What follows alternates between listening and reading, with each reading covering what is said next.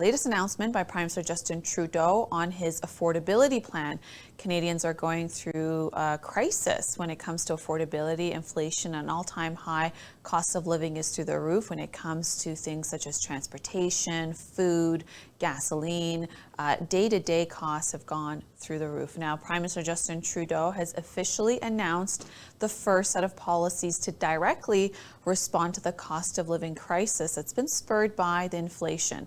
Until now, his government has said that they were helping through existing policies such as childcare agreements with the provinces that he campaigned on in the last federal election, the $10 a day daycare, and the automatic annual increase to programs like the GST rebate and the Canada Child Benefit, as well as the 2021 budget promises to increase benefits for seniors and low-income workers.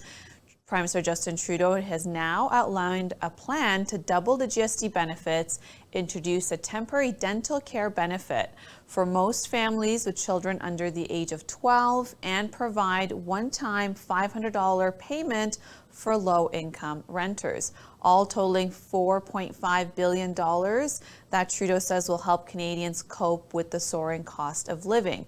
Of that $4.5 billion, $3.1 billion is in addition to the spending on the affordability announced in that budget. And part of that is the Canada Dental Benefit, which will cover children under the age of 12 who do not have access to dental insurance and will only be for families with an income under $90,000 per year. And it would provide for direct payments for up to $1,300 per child over the next 2 years. Now, the one-time top-up for Canada Housing Benefit will be available for renting families with a net income of less than $35,000 or renting individuals making less than $20,000 who pay at least 30% of their income on rent. This is according to the government statement. The benefit is expected to go to roughly 1.8 million Canadian renters, and that is a one-time payment of $500. Now, 11 million Canadian households who already received the GST tax credit will also see their credit double for 6 months. For single Canadians who do not have children, that's expected to mean an extra $234 in GST credit, while couples with 2 children would get around $467 per year for this year. The new inflation response plan was supposed to have been unveiled about last week at the Liberal Cabinet retreat in Vancouver, British Columbia, but that was delayed for the respect for the Queen who passed away on September 7th, Queen Elizabeth II. We have an announcement from Prime Minister Justin Trudeau on these spending measures. Take a look. Help, and we're ready to match that help. The federal government will match donations you make to the humanitarian coalition up to $3 million until September 28th.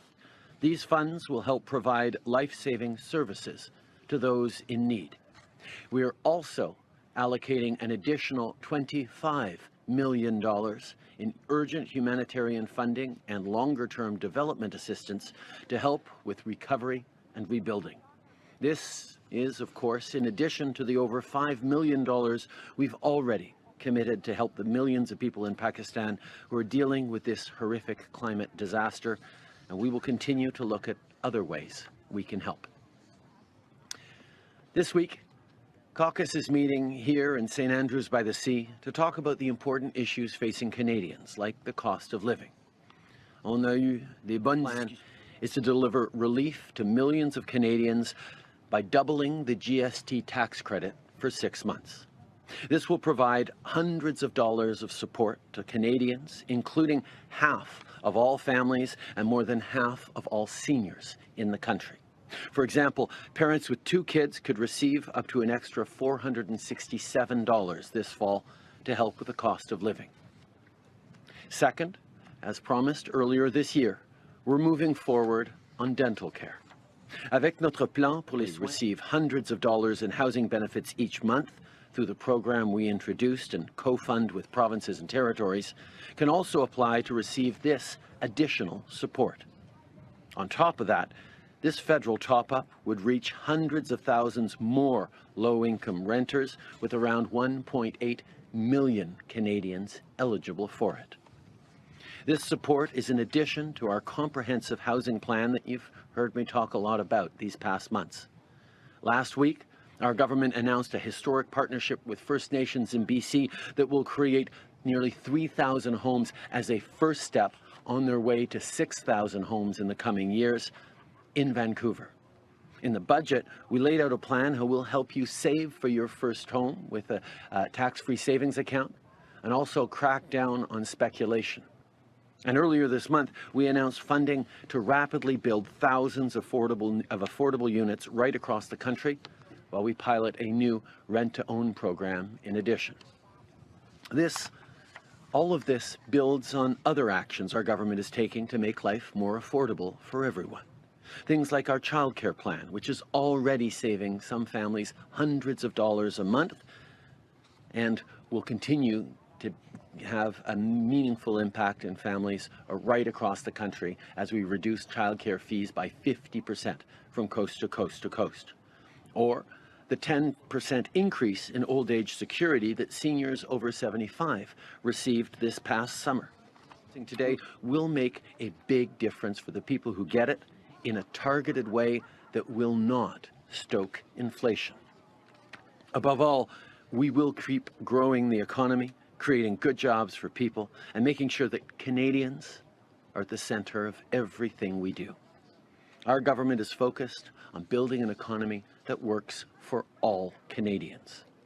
Canada's economy has the fastest growth in the G7, and our unemployment rate remains low.